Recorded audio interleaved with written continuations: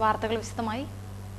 ന്യൂനപക്ഷ വർഗീയത ഭൂരിപക്ഷ വർഗീയതയെ ശക്തിപ്പെടുത്തുകയാണെന്നും അതുകൊണ്ട് തന്നെ വർഗീയതയെ വർഗീയത കൊണ്ട് നേടാനാവില്ലെന്നും CPM സെക്രട്ടറി പിണറായി വിജയൻ പറഞ്ഞു.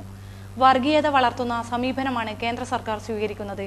വർഗീയതയെ സമീപിക്കുന്ന പലർക്കും സംഘപരിവാർ അജണ്ടയാണെന്നും ന്യൂനപക്ഷങ്ങളെ ഭീകരവാദികളായി ചിത്രീകരിക്കാനാണ് അവർ ശ്രമിക്കുന്നതെന്നും പിണറായി പറഞ്ഞു. RSSനെയും NDFനെയും CPMഉം DYFഐയും ശത്രുക്കളായാണ് കാണുന്നത്.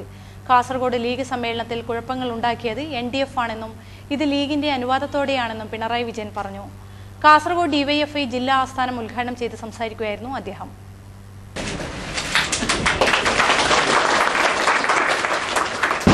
ഏതൊന്നിനെ നേരിടാമെന്നാണോ വിചാരിക്കുന്നത് ആ വർഗീയത ശക്തിപ്പെടുമെന്നാണ്. ഇതുകൊണ്ടാണ് ഞങ്ങൾ എപ്പോഴും പറയുന്നത് ഇത് രണ്ടും പരസ്പര പൂരകമാണ് എന്ന്.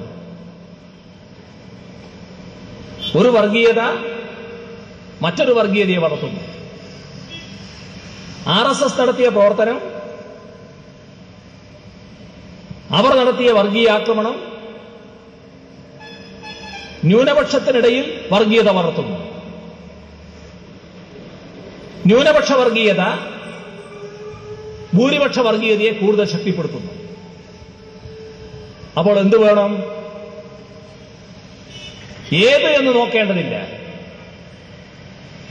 വർഗീയത നാടിനാപത്താണ്. ഏത് വർഗീയതയെയും ശക്തമായി തീർക്കാൻ കഴിയണം. പക്ഷെ ഇവിടെ അങ്ങനെ ഒരു സമീപനമുണ്ടോ? നമ്മുടെ രാജ്യത്ത് വർഗീയതയുടെയും ഭീകരതയുടെയും ഒക്കെ പ്രശ്നങ്ങൾ കൈകാര്യം ചെയ്യുമ്പോൾ പലർക്കും സംഘപരിവാർ അജണ്ട സ്വീകരിക്കാനാണ് താല്പര്യം. എന്താ സംഘപരിവാർ അജണ്ട? ഇത്തരം ആപത്തുകളെല്ലാം വരുത്തുന്നത് ഈ ന്യൂനപക്ഷമാണ്. അപ്പൊ ആ ന്യൂനപക്ഷത്തിനെതിരെയാണ് അവരുടെ പ്രചരണം, സംഘപരിവാറിന്റെ പ്രചരണം. അതേറ്റെടുത്ത് ന്യൂനപക്ഷ വിഭാഗത്തിലെ ഏതെങ്കിലും കൂട്ടർ കാണിച്ചിട്ടുള്ള ഒറ്റപ്പെട്ട ചില ആക്രമണങ്ങളെ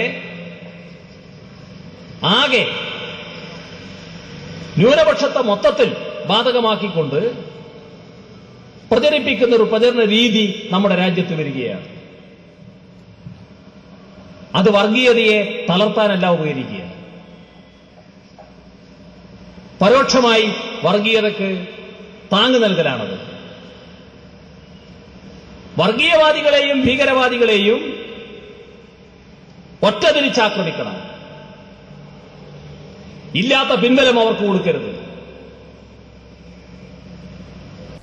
DYFഐ നേതാക്കളായ P. Ramakrishnan, TV Rajesh, VV Rameshan, CPM ജില്ലാ secretary KP Satheesh Chandran, AK Narayanan, VPP Mustafa, DYFഐ ജില്ലാ president P. Divakaran, secretary Sabu Abraham എന്നിവർ ചടങ്ങിൽ സംബന്ധിച്ചു.